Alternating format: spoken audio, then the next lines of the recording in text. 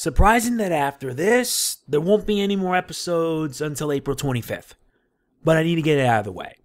Hello everybody, MegamanNG here, and we are back now with another Flash episode review. This week we're going to be talking about, Abra Kadabra. So let's get this underway. I'm going to be providing a little summary about the episode and then discuss some of the good and bad points for it. But what I am going to say is that there won't be any other new episodes of The Flash until April 25th. You guys know what this means. Season 3 is almost at its end. And when we reach the season finale, I will go full throttle with a 20 or so minute episode review. You guys know I did it for the last season, and I want to do it again for this. So let's get started. As things return to normal after the duet crossover, a mysterious fellow is going about robbing places for some unknown sinister purpose. Whatever it is, it's attracted not only Team Flash, but also Gypsy, who's out for this guy. When the Flash meets him, the fellow named Abra Kadabra says that he knows all there is about him and Savitar. It doesn't seem right, but with the fact that Gypsy is after him, one thing is clear. Could Barry be able to find a way to get him to talk regarding Savitar? You know what they say, a magician never reveals his secrets. Yeah, this episode was pretty alright. What I did like about it were a few things. First up, the villain of the week, Abra Kadabra. And surprisingly enough, this is the first time we actually see him appear in the CW-verse, and his actor did a fantastic job portraying as the villain. And this guy was no joke. In the comics, Abra Kadabra is a magician-type villain of the Flash, who basically uses magic tricks to commit crimes and give Flash a hard time. Here, he does magic, but the magic is sort of a bit different, almost technological. Yeah, for what we know, Abra Kadabra is a villain from the far future, the 64th century. We learn all about that from Gypsy. But what really surprises me about this is that Abra Kadabra knows about Barry. And he also knows about Savitar, which, once he mentions the magic word, Barry is in a bit of concern. And he wants to know anything and everything regarding Savitar. I will be explaining my thoughts about that in a bit. But for now, Abra Kadabra was a very methodical yet conniving villain. He really did a lot of harm to Team Flash. He really did, and all he wanted to do was to get back to his time.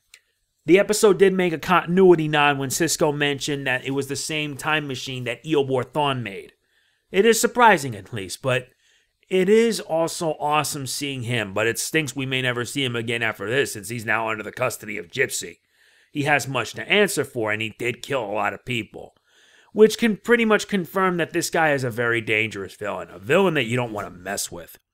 Speaking of which, Gypsy's back. Gypsy's back after that whole Gorilla City crossover mess.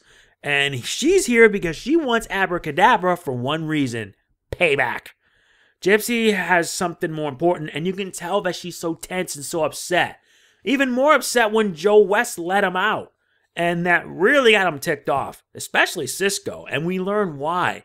Gypsy's motivated by revenge because Abra Kadabra murdered a few people, including someone that Gypsy considered as a partner.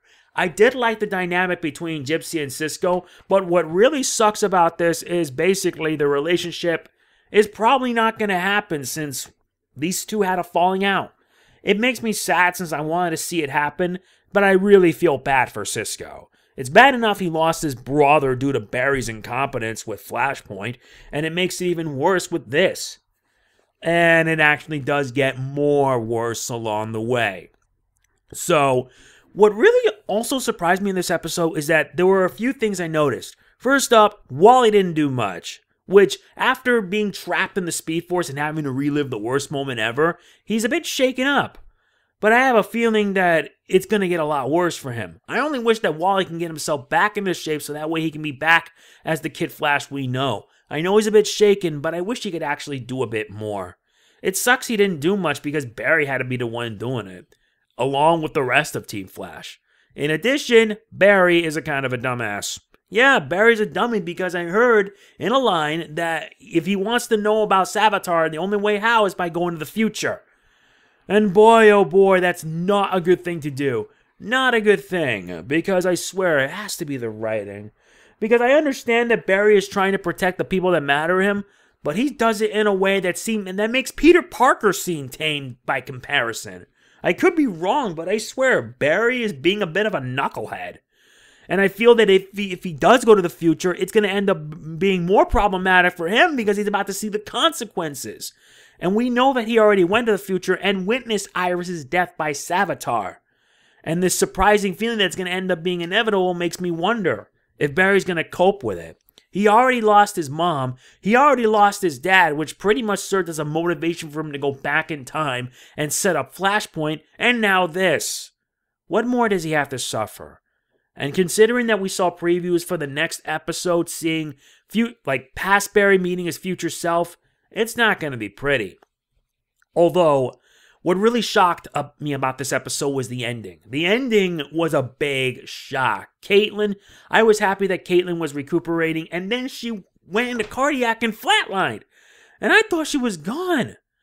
But then what happened next turned out to be one of the most shocking things I've ever seen. Julian, in hopes of saving Caitlin, removed the necklace. And that pretty much meant one thing. Killer Frost is back. We did see her before in Season 3, but now she's in full force, and nothing is going to stop her. What makes it worse is that even though Julian had good intentions, it has consequences. And the future headline, Killer Frost still on the loose? Yeah, that prediction is coming true. And speaking of good intentions, Joe did have good intentions on wanting to let out Savitar. If Savitar made good on his word, or in this case, Gypsyâ not intervened, we may have gotten an answer. But I could be wrong about that because you know how villains are. They can always alter the deal, and they would rather say in quote of Lord Vader, pray that they don't alter it any further. And in the case of that, he did alter the deal, which sucks. And it also means that they may never get the answers. But I do have to commend Joe West for that, because he wants what is best, and he is a father. He wants to protect his daughter, and if he had to do what he had to do, he would do it. Although with Julian, yeah, I think for some reason he really does care for Caitlin. I know it. I'm starting to feel like there's like a little bit of a shipping with those two. But with what happens now, I worry that Killer Frost may end up doing something really drastic. Or in this case, Julian. But we'll have to see how this goes. But fortunately, if I were to give a rating for this episode, personally, I'm going to give it about, say, a 7.5. The episode was good, but it did have a bit of flaws. For example, Barry being a knucklehead is one thing. Abra Kadabra was a great villain. There was some humor. The action was good. Although the action was kind of minute, there was like a lot of emotion and tension. But I feel that the writing may have been an issue. Especially considering with how things went and how Barry is so determined to just set things right and change the future to make it a better one. But this guy is so stubborn, it's going to end up biting him in the butt. But bottom line, the episode was alright. I wish they could have done a bit better, but all of this is making me have more questions than answers. Also, there will not be any new Flash episodes until April 25th, and when that happens, we will be resuming with the once and future Flash. And it's not going to be a pretty sight. What is going to be good about it is that it is directed by Tom Cavanagh. Yeah, the guy who portrays various versions of Harrison Wells, whether it be the Earth 1 version who is Eobor Thawne in disguise, the Earth 2 version that has a daughter, or the Earth 19 version, who's basically kind of a scam artist. I really am looking forward to this, and since it is a time travel episode, this may lead to some interesting possibilities. And considering that the Season 3s began with a possibility that's now in question, who knows? So yeah, that's pretty much it for this episode review of The Flash. I hope you enjoyed it, and if you've seen the episode, let me know what you think in the comments, and if you found any problems that you had with it, let me know. If you enjoyed this video, please be sure to hit the like button. It really does mean a lot to me. If you are subscribed to my channel, please be sure to click on the bell so that way you'll know when I'll upload next. And if you want to be mega awesome, please be sure to check out my Patreon, because by this point, I need all the support I can get. Alright, that's it. This is Mega Man NG signing off. Peace out. See you in April 25th.